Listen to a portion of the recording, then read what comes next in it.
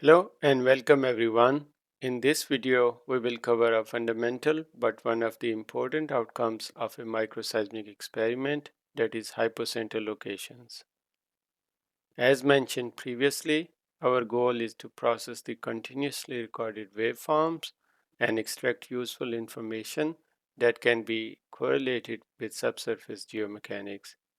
One such information is locating microseismic sources accurately and making inference about fracture orientations and dimensions.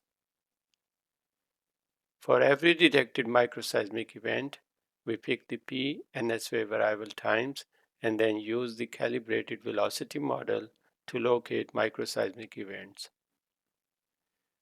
We know the receiver positions and we also know the treatment well. We can select an area or zone where we expect the microseismic events to be located. Using the calibrated model, we can then compute the model times.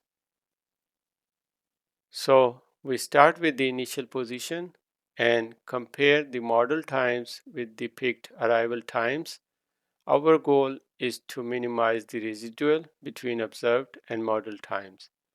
So we iteratively check points in this zone of interest, and the point where the residual is minimum will represent the estimated hypocenter location.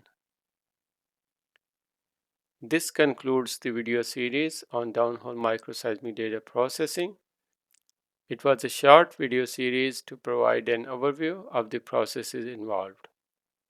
Please leave your feedback in the comment section, and thanks for watching.